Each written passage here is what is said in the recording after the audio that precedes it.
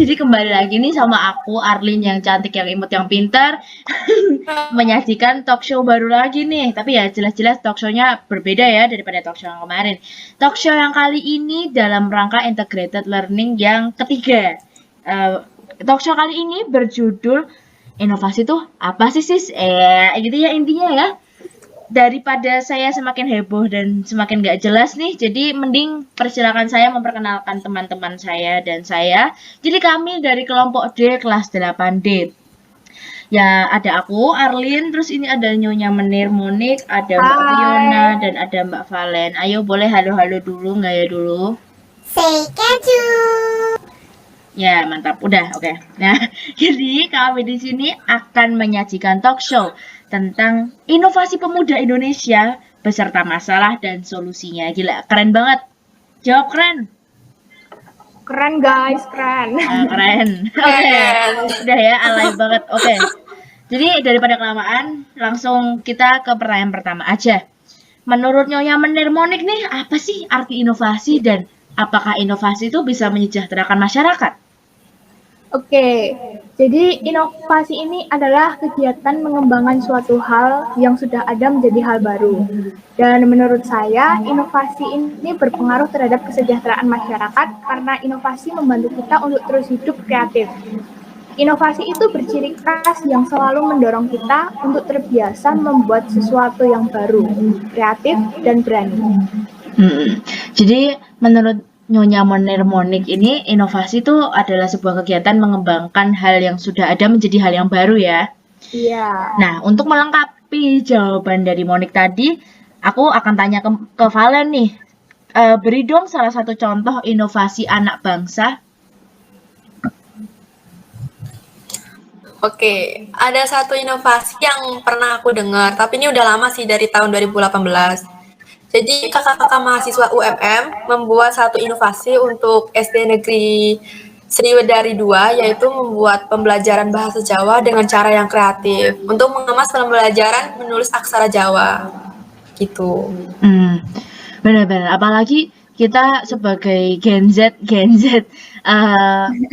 menyadari ya kalau kita tuh mulai jarang pakai bahasa Jawa dan setiap kali disuruh pakai bahasa Jawa di meeting bahasa Jawa kan mulai kikuk gitu ya sampai ada yang bilang Pak bahasa Indonesia aja boleh kan gitu. Benar. Lanjut nih.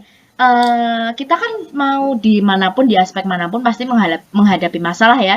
Mau kehidupan sehari-hari, kehidupan sekolah, kehidupan pacaran juga ada masalah ya kan. Nah, menurut sepenglihatan Mbak, Mbak Monik nih, apa sih Iya. masalah yang bisa muncul dari inovasi yang disebutkan oleh Mbak Valen tadi?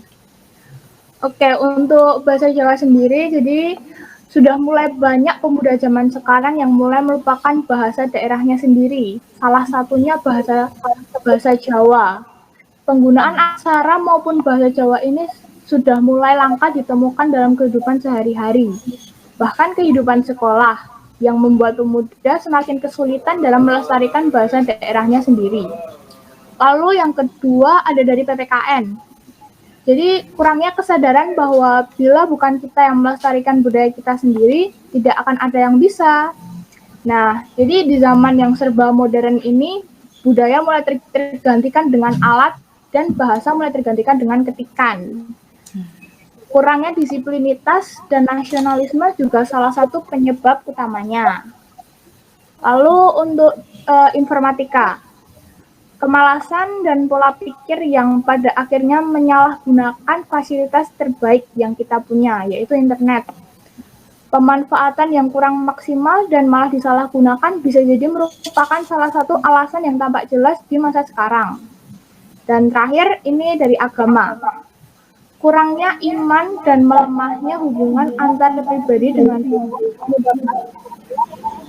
dan rasa peka terhadap tugas panggilan kita masing-masing yang kian berubah seiring berjalannya waktu.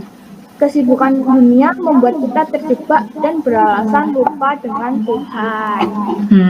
Seperti yang dimention atau disebutkan oleh Monik tadi bahwa kita mulai terlalu sibuk dengan dunia kita sendiri, jadi kita lupa dengan dunia sekitar ya. dari berbagai aspek kita juga mulai lupa gitu, lupa untuk disiplin, lupa untuk melestarikan daerah, bahkan mungkin untuk berdoa aja kita lupa gitu ya, bukan lupa sih, mungkin males juga ya. Nah, setelah bahas masalah pasti ada solusi dong. Gantian Mbak Fiona nih, kira-kira solusi apa sih yang bisa menangani masalah-masalah yang disebutkan oleh Nyonya Menir Monik tadi? Solusinya bisa dijelaskan lewat 4 pelajaran. Yang pertama, bahasa Jawa. Kita bisa meramaikan kembali kebiasaan menggunakan bahasa Jawa. Mungkin bisa dibuat 1 hari sekolah di mana kita harus menggunakan bahasa Jawa. Pada hari itu saja. Yang kedua, kita ada PKN.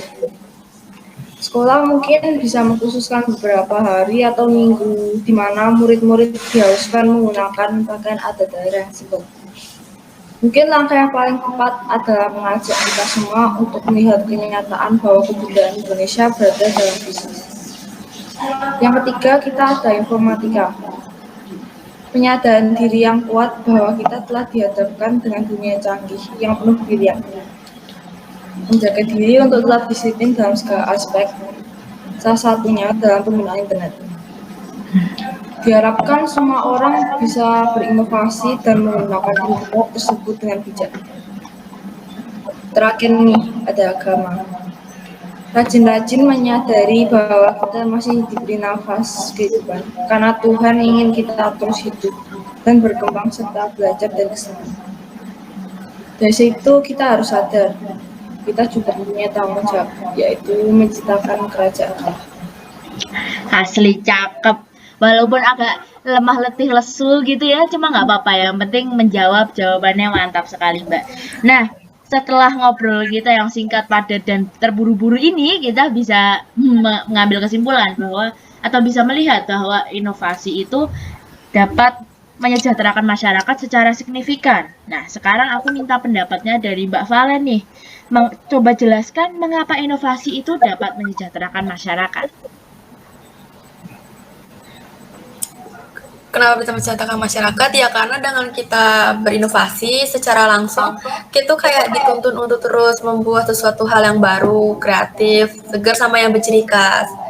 Mungkin dengan gitu kita bisa terbiasa untuk tampil yang unik tapi tetap tidak melenceng dari tujuan awal kita. Oh ya, sebenarnya kebiasaan ini tuh masih jarang kita temui sih, entah itu dari diri kita sendiri atau dari masyarakat. Jadi kebiasaannya itu tuh tanda kutip ya, tidak takut untuk tampil berbeda dan menciptakan perubahan. Nah, kebiasaan ini tuh aku jarang banget temuin, tapi tetap harus. Maka dari itu inovasi harus bisa kita jadikan kebiasaan di dunia kita yang udah canggih ini gitu. Nah, kita udah hampir selesai nih. Untuk menutup perbincangan kita pada hari ini, perjumpaan kita pada hari ini, aku mau minta Mbak Fiona nih, kira-kira apa ya ajakan yang tepat untuk mengajak para pemuda untuk semangat berinovasi? Kebiasaan yang baik yang terbentuk di masa muda akan menciptakan perubahan besar, salah satunya inovasi. Iya, mesem ya di akhir tuh Ben senyum, itu kejadian langka yang. Jadi aku ulangin, jadi tadi yang dikatakan Mbak Fiona adalah kebiasaan baik yang terbentuk di masa muda akan menciptakan perubahan besar, salah satunya inovasi. Ya mantap. Semoga aku sih berharap talk show kita hari ini bisa menginspirasi kalian semua, bisa memberikan ilmu kepada kalian semua bahwa kalau kita nih sebagai pemuda tuh harus terus berinovasi. Kalau bukan kita, ya mau siapa lagi gitu.